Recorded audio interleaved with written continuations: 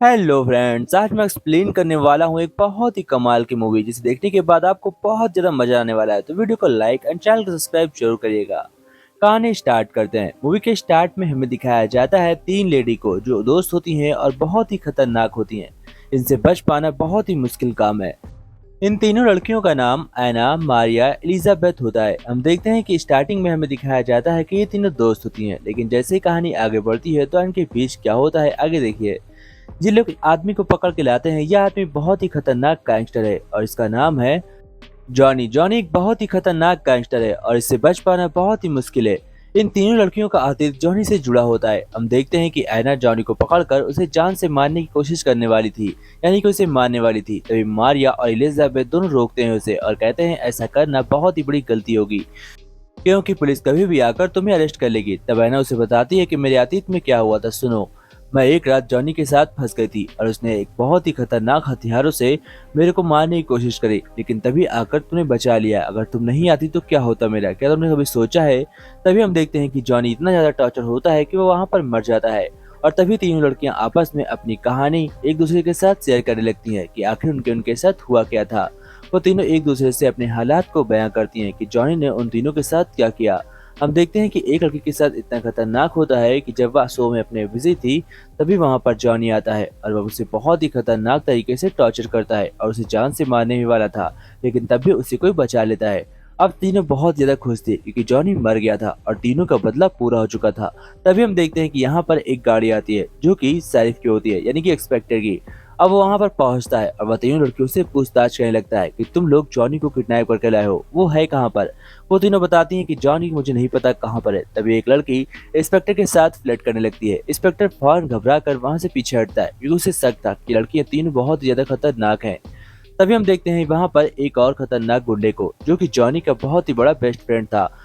वह जॉनी के लिए कुछ भी करने को तैयार था। वह जॉनी के लिए किसी की भी जान ले सकता था। हम देखते हैं जैसे ही उसे पता चलता है कि जॉनी किडनैप हो चुका है और उसे मारिया, एना और एलिजाबेथ ने पकड़ा है, तो वह फौरन इन तीनों को पकड़ने के लिए निकल पड़ता है। इधर हम देखते हैं कि वह तीनों लड़कियां अपने अतीत को शेयर करने में बिजी होती हैं और वहां पर एक दूसरे की बात शेयर कर रही होती हैं। तब तक जॉनी का फ्रेंड अपनी गर्लफ्रेंड के साथ वहां पर पहुंच चुका था। हम देखते हैं कि उसकी गर्लफ्रेंड उस लड़कियों के साथ बदतमीजी करने लगती है क्योंकि वह बहुत ही खतरनाक गैंगस्टर था और उससे ही बच पाना बहुत ही मुश्किल काम था। अब तीनों लड़कियां परेशान हो जाती हैं कि इसे कैसे रोका जाए। उनके बस की बात नहीं थी कि वह अकेले इसको हरा सके।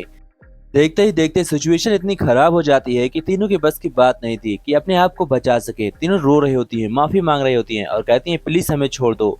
जॉनी को हमने कुछ नहीं किया है, वो यहाँ से जा चुका है, क्योंकि वो लोग जॉनी की बॉडी को ठिकाने लगा चुके थे।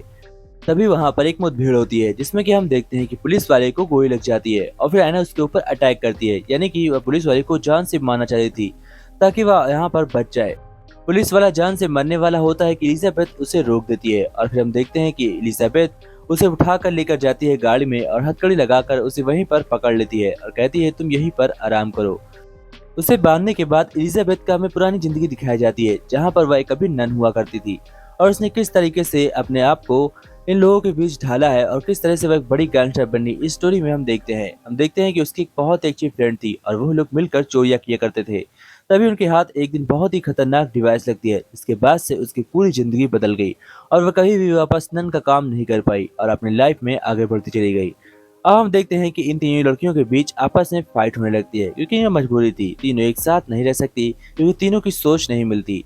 अब हम देखते हैं वह तीनों आपस में लड़ाई करती हैं और देखते ही देखते पुलिस वाला जलकर मारा जाता है जो कि कार में ब्लास्ट होने की वजह से। अब वे लोग बहुत ज्यादा घबराने लगते हैं, उनके पास कोई भी रास्ता नहीं था। पुलिस वाले के मरने के बाद तीनों की रूह कांप जाती है। वो लोग समझ चुके थे कि अब उन्हें जेल पक्का होगी, इसलिए वो लोग फैसला करते हैं कि अब हमें कुछ न कुछ तो करना होगा और वो तीनों आपस में ही लड़ाई करने लगते हैं। देखते ही देखते एक करके दो लड़कियां और मर जाती हैं, ऐना भी मर जाती है और एलिजाबेथ भी मर जाती है। अब यहाँ पर मारिया बची होती है, लेकिन तभी अचानक से हम देखते हैं कि ऐना उठती है और वह दोनों को मारने वाली थी, यानी कि उन्हें जान से मारने वाली होती है।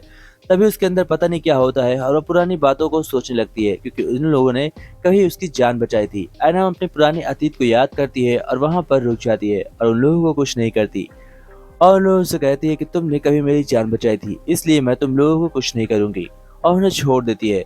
तभी वहां पर एक आदमी आता है जो कि जॉनी का फ्रेंड होता है। वो लोग उसे भी पकड़ कर मार देते हैं और रैना अपने दोनों साथियों को छोड़ देती है और उस लड़के को मारने के बाद उसकी शानदार गाड़ी को चुरा लेती है और उसके बाद यहाँ से सही सलामत निकल जाती है। तो जय हिंद फ्रेंड्स, अच्छा लगा होगा इस प्लेसन आपको। Take care friends.